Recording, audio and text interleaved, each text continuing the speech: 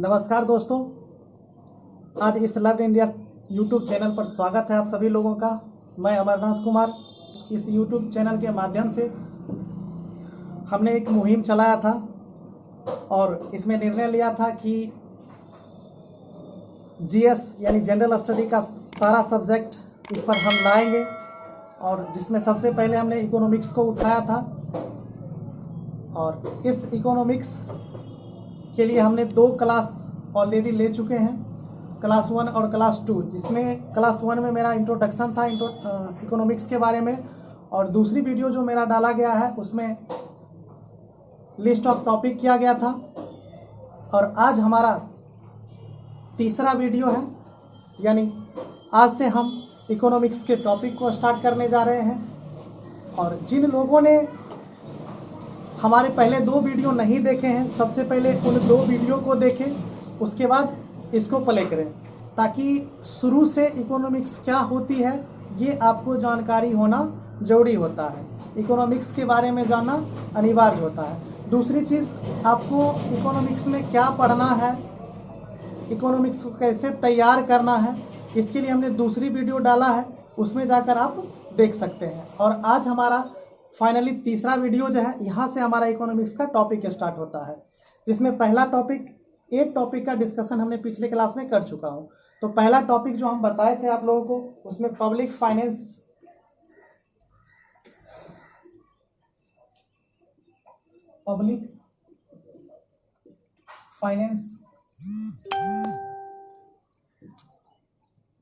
यानी सार्वजनिक वित्त के बारे में हम लोग आज चर्चा करेंगे।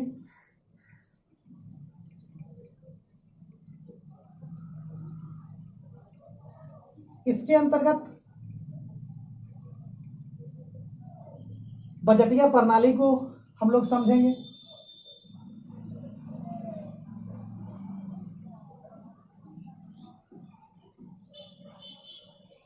बजटीय प्रणाली के बारे में हम लोग डिस्कस करेंगे कि बजटीय प्रणाली होता क्या है। उससे पहले हम लोग देख लेंगे कि पब्लिक फाइनेंस क्या है, यानी सार्वजनिक वित्त हम लोग किसको कहेंगे।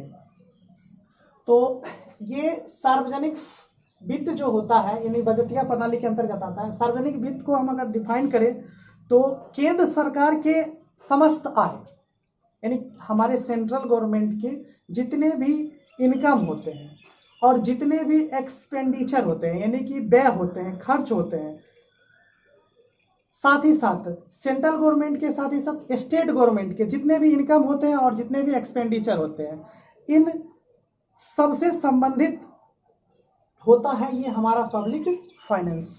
यानी यूँ कहें कि केंद्र सरकार एवं राज्य सरकार के आय एवं व्यय का लेखा जोखा ही क्या कहलाता है, सार्वजनिक वित्त कहलाता है। इसके बाद अगर हम देखें तो ये अप्लाइड कैसे होता है, पब्लिक फाइनेंस ये अप्लाइड कैसे होता है, यानी केंद्र एवं राज्य के आय और व्यय को हम लोग किस तरह से इम्प्लीमेंट करते हैं। तो इसका संबंध सीधे तौर पर, पब्लिक फाइनेंस का संबंध जो है वो राजकोषीय नीति से है। तो यह किससे संबंधित है, राजकोषीय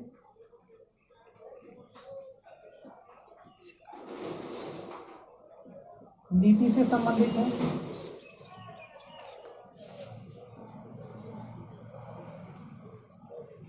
फिस्कल पॉलिसी,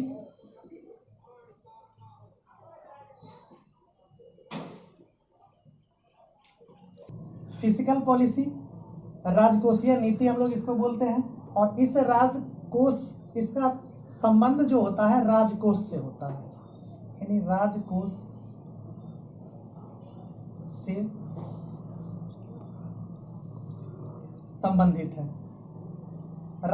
यहाँ देखिए, फिर से एक बार रिव्यू लेते हैं। सार्वजनिक वित्त ये होता क्या है, तो इसके बारे में हम बताए थे कि केंद्र एवं राज्य के समस्त आय एवं व्यय से संबंधित होता है।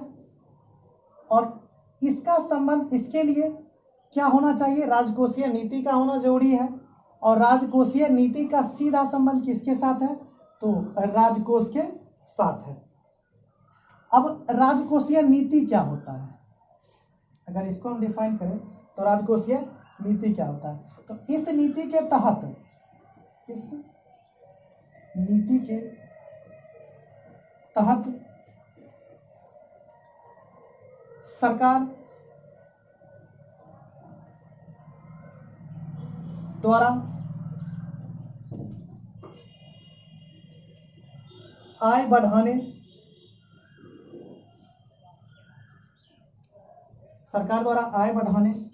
तथा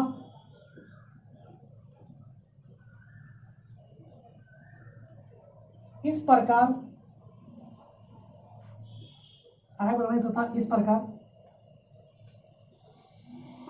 व्यय करने की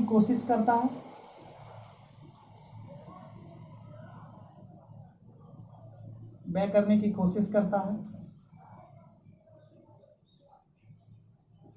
जिससे आर्थिक विकास की दर तीव्र हो या तेज हो सके।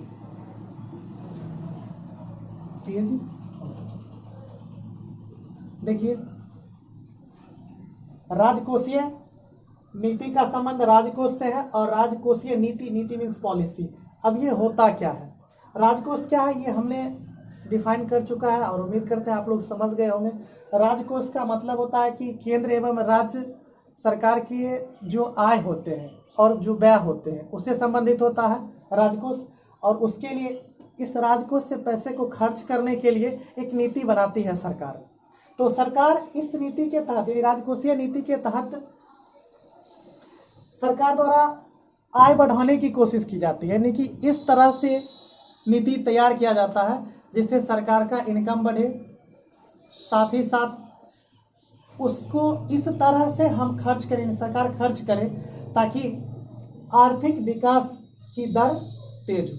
हमें आय को भी बढ़ाना है और साथ ही साथ खर्च करते वक्त यह भी ख्याल रखना है कि आर्थिक विकास की दर धीमी ना पड़े।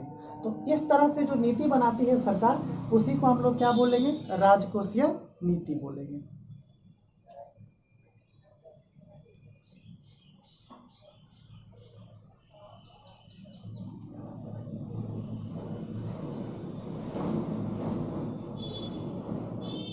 ये आया कहाँ से, यानी राजकोषीय नीति और राजकोष ये आया कहाँ से, तो इसके बारे में थोड़ा सा हम देखते हैं। तो राजकोष होता क्या है, राजकोष इसको इंग्लिश में बोलते हैं public exchequer, public exchequer.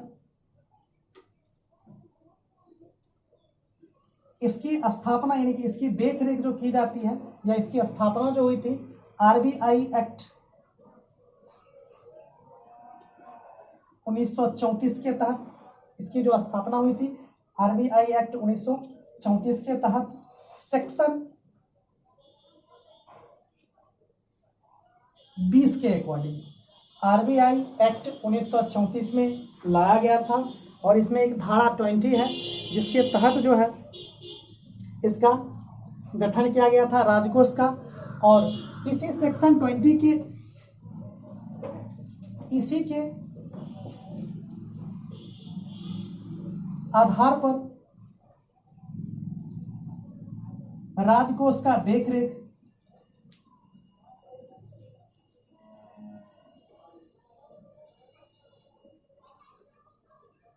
RBI के द्वारा किया जाता है, आरबीआई के द्वारा किया जाता है। अगर क्वेश्चन पूछा जाए कि राजकोष की देखरेख कौन करता है, तो राजकोष की देख कौन करता है, आरबीआई करता है।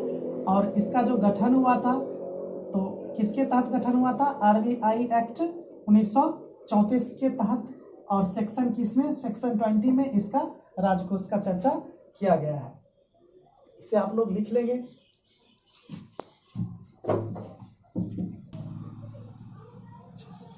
अब हम लोग इसके अंतर्गत समझते हैं राजकोष क्या होता है, यानी राजकोष को कितने भागों में बांटा गया है, यानी पब्लिक एक्सचेकर होता है। इसको हम लोग बांट लेते हैं मेनली 3 पार्ट में, जिसमें पहला हो जाएगा संचित निधि, संचित निधि। दूसरा हो जाएगा लोक लेखा, और तीसरा हो जाएगा आकस्मिक निधि। आकस्मिक निधि, इस संचित निधि को इंग्लिश में कंसोलिडेटेड फंड बोला जाता है। कंसोलिडेटेड फंड बोला जाता है, और इसकी व्याख्या जो है हमारे भारतीय संविधान के अनुच्छेद 266 के 1 में किया गया है। यानी संचित निधि का प्रावधान जो है हमारे भारतीय संविधान के अनुच्छेद 261 के फर्स्ट में किया गया है। तो आर्टिकल यानी अनुच्छेद 266 का फर्स्ट में इसका प्रावधान किया गया है संचित निधि का। लोक लेखा पब्लिक अकाउंट बोलेंगे इसको हम लोग, और इस लोक लेखा की चर्चा जो है हमारे संविधान में अनुच्छेद 266 आर्टिकल 266 का 2 के तहत किया गया है। तीसरा आकस्मिक निधि को कॉन्टिनेंसी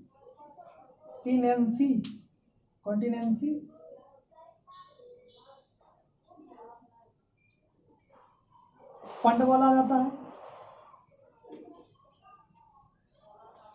कॉन्टिजेंसी फंड बोला जाता है।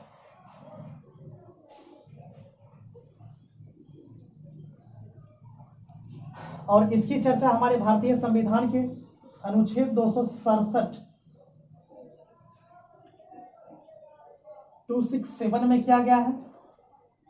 अब हम इन तीनों पॉइंट्स को बारी बारी से समझने की कोशिश करेंगे। यानी हम लोग अभी तक जहां तक पहुंचे हैं तो उसमें हमने राजकोष को 3 भाग में बांटे हैं, संचित निधि, लोक लेखा और आकस्मिक निधि। इन तीनों के बारे में हम लोग बारीकी से पढ़ेंगे, जिसमें पहला आता है संचित निधि क्या होता है। तो केंद्र सरकार की समस्त आय, केंद्र सरकार की समस्त आय यहां जमा होता है।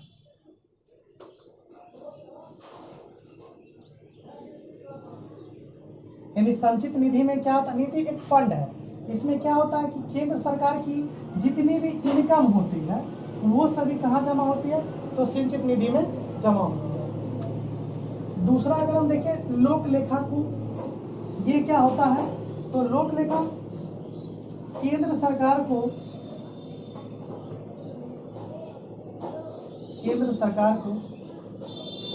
प्राप्त ऐसे आय, केंद्र सरकार को प्राप्त ऐसे आय जो केंद्र सरकार को प्राप्त नहीं होते हैं, केंद्र सरकार को प्राप्त नहीं होते हैं।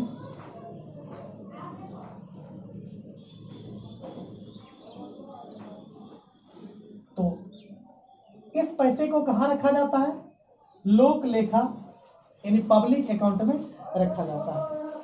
इसको हम लोग फिर से समझने की कोशिश करते हैं। लोक लेखा होता क्या है, देखिए, केंद्र सरकार को प्राप्त ऐसे आय, यानी कि इनकम जो है केंद्र सरकार को प्राप्त होता है, लेकिन केंद्र सरकार को प्राप्त नहीं होता है। यहाँ थोड़ा सा डिफिकल्ट लग रहा होगा, लेकिन यहाँ कहने का मतलब ये हुआ कि केंद्र सरकार को प्राप्त होता है इनकम, लेकिन वह केंद्र सरकार का नहीं होता है।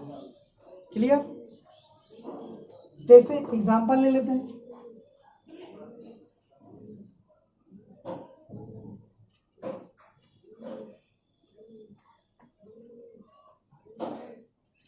कोई व्यक्ति पब्लिक फंड में 10,000 रुपया जमा किया। कोई व्यक्ति पब्लिक फंड में 10,000 रुपया जमा किया, चाहे कोई भी बैंक हो या कोई भी यूनिट हो, किसी भी तरह की संस्था हो, उसमें 10,000 रुपया जमा किया। मान लेते हैं एसबीआई के पास 10,000 रुपया जमा किया, कोई एक प्राइवेट व्यक्ति यानी पब्लिक फंड में जमा किया 10,000 रुपया, और इस 10,000 रुपया को सरकार द्वारा या बैंक द्वारा कहा जाएगा कि एक निश्चित टाइम पर, एक निश्चित समय पर हम आपको 20,000 रुपया देंगे। तो टाइम हो सकता है 7 साल, हो सकता है 10 साल, हो सकता है। तो आफ्टर 10 ईयर या आफ्टर 7 ईयर सरकार क्या करेगी, यानी कि जो जिस संस्था में ये जमा करेगा, यानी जिस लोक लेखा में जमा करेगा, सरकार क्या करेगी या वो संस्था क्या करेगी, 10,000 रुपया लगा करके टोटल उसे कितना देना पड़ेगा, 20,000 रुपया उस व्यक्ति को या उस यूनिट को देना पड़ेगा। क्लियर हो गया? कहने का मतलब कि इसमें जो 10,000 रुपया जमा किया था कोई एक व्यक्ति, कोई पब्लिक जमा किया था इस अकाउंट में, हम क्या बोले कि केंद्र सरकार को प्राप्त होता है ना, लेकिन ये केंद्र सरकार का नहीं होता, अर्थात इसे रिटर्न करना पड़ जाता है। एक निश्चित अवधि तक ही उस सरकार वह पैसा जो है सरकार के पास जमा होता है। तो ऐसे पैसे जो जमा होते हैं उसको हम लोग लोक लेखा बोलते हैं, पब्लिक अकाउंट। आइए समझते हैं हम लोग संचित निधि क्या आकस्मिक निधि क्या होता है। तो आकस्मिक निधि जो होता है, इसमें जो पैसा जमा किया जाता है वो संचित निधि से निकाल करके इसमें जमा किया जाता है। सीधा हम बोल सकते हैं कि इसमें संचित निधि से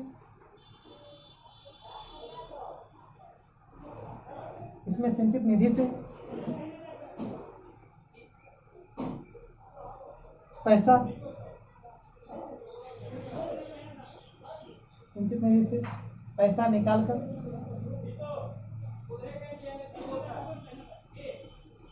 जमा किया जाता है।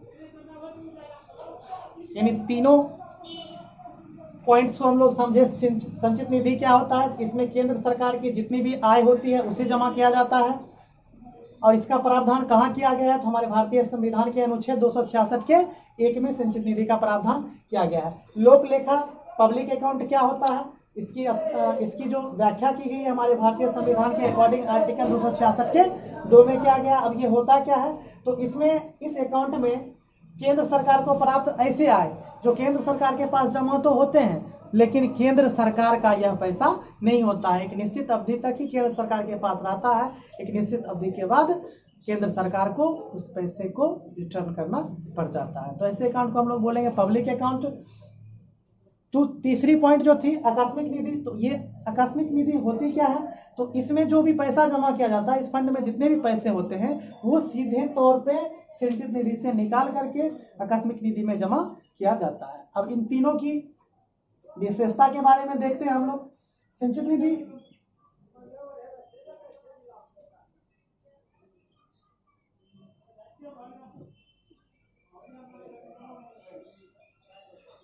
इससे सरकार जितनी भी पैसे खर्च करेगी, यानी कि संचित निधि से जो पैसे सरकार निकालेगी या जिस भी क्षेत्र में जिस भी सेक्टर में खर्च करना चाहेगी, उसे खर्च करने से यानी पैसा निकालने से पहले संसद का अनुमोदन होना आवश्यक होता है। यानी कि इस निधि से या इस फंड से सरकार तभी पैसा निकाल सकती है जब संसद मीन्स लोकसभा और राज्यसभा ये दोनों मिलकर के स्वीकृति देगी, यानी कि अनुमोदित करेगी, तब जाके इस फंड से पैसा सरकार निकाल के खर्च कर सकती है।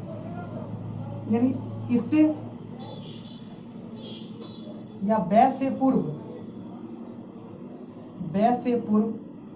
संसदीय अनुमोदन, व्यय से पूर्व संसदीय अनुमोदन आवश्यक है। अगर संसद स्वीकृति नहीं देता है कि इस फंड से आप पैसा खर्च कीजिए, तो सरकार इस फंड से पैसा खर्च नहीं कर सकती। इसलिए हम लोग लिखे हैं यहाँ कि व्यय से पूर्व संसदीय अनुमोदन होना आवश्यक होता है। इसमें आ जाए लोक लेखा के बारे में हम लोग देखें तो इसमें तो हम पहले ही बता दिए हैं कि सरकार को प्राप्त आय है, लेकिन सरकार का अपना ये आय नहीं है, एक निश्चित समय के लिए इसे रिटर्न करना पड़ जाता है। तो इसीलिए बताइए कि संसदीय अनुमोदन इसमें जरूरी होगा? तो बिल्कुल जरूरी नहीं है। तो इसके लिए या इसमें या इससे पैसा खर्च करने के लिए संसदीय अनुमोदन की जरूरत नहीं होती है। तो इसमें कोई भी संसदीय अनुमोदन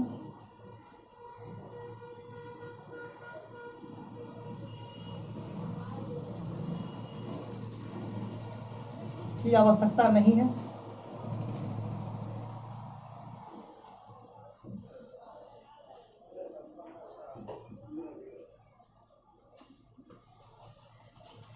अब हम आकस्मिक निधि की बात करें,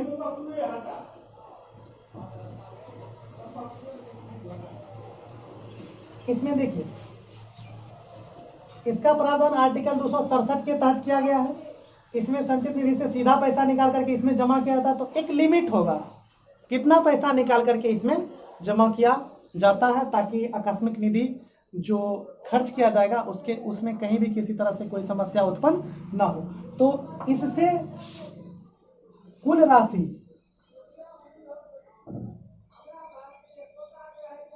यानी कि आकस्मिक व्यय को पूरा करने के लिए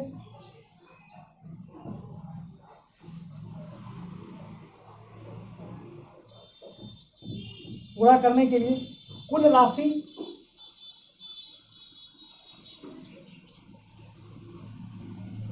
500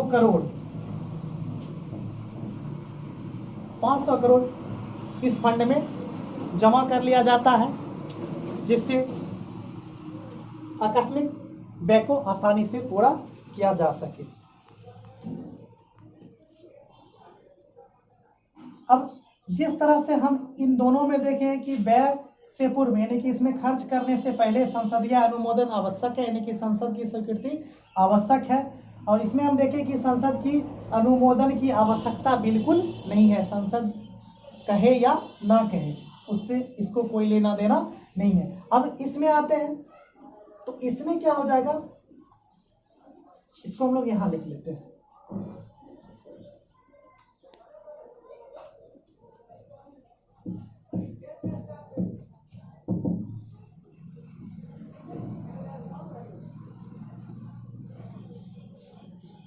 इसे खर्च करने के लिए या इसे व्यय करने के लिए, खर्च करने के लिए तत्काल राष्ट्रपति की जरूरत होती है, यानी कि राष्ट्रपति की अनुमति और बाद में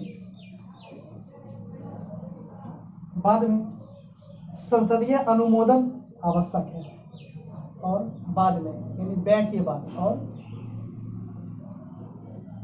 बाद संसदीय अनुमोदन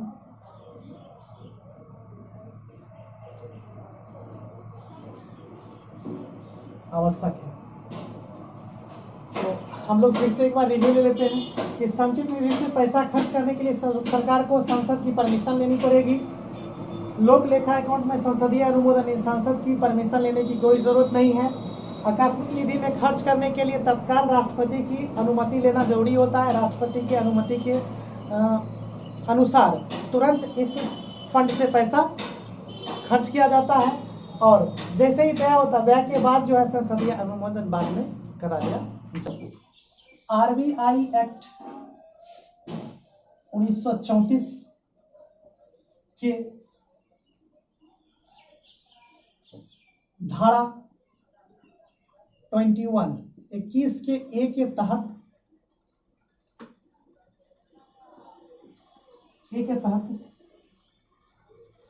आरबीआई केंद्र एवं राज्य के खजाने भी हम बोल सकते हैं, राजकोष भी बोल सकते हैं। तो केंद्र एवं राज्य के राजकोष का देख रेख करती है।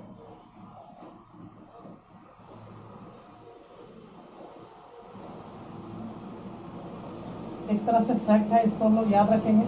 आरबीआई एक्ट 1934 के धारा 21 में उल्लेखित किया गया है कि राज्य और केंद्र यानी केंद्र और राज्य के जो राजकोष होंगे उस पर नियंत्रण किसका होगा, यानी देख रेख कौन करेगा, तो सीधा देख रेख कौन करेगा, आरबीआई करेगा। और इसका प्रावधान जो किया गया है वो इसमें किया गया है और इसके सेक्शन जो है उसमें किया गया है। जबकि राजकोष की चर्चा हम बताए थे और आरबीआई एक्ट 1934 के तहत ही सेक्शन 20 में, तो 20 के तहत राजकोष और 21A के तहत जो है आरबीआई केंद्र और राज्य के राजकोष का देख रेख करती है। नोट नंबर 2 लिख लेते हैं।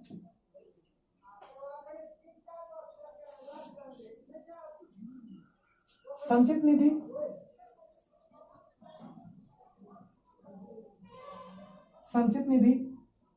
सर्वाधिक महत्वपूर्ण है।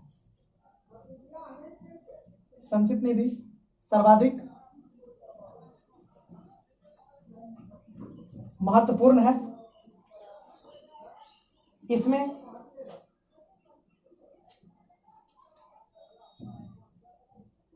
व्यय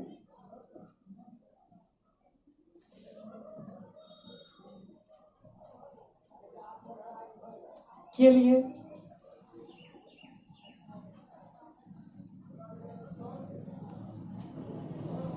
संसदीय संचित निधि सर्वाधिक महत्वपूर्ण है। अब ये सर्वाधिक महत्वपूर्ण क्यों है, तो इसमें व्यय के लिए हम अभी तुरंत चर्चा किए हैं कि इसमें व्यय के लिए संसदीय अनुमोदन की जरूरत होती है, आवश्यकता होती है। और संसदीय अनुमोदन की जो आवश्यकता होती है उसी को हम लोग बजटीय प्रक्रिया कहते हैं। तो संसदीय अनुमोदन या संसदीय प्रक्रिया को बजटीय प्रक्रिया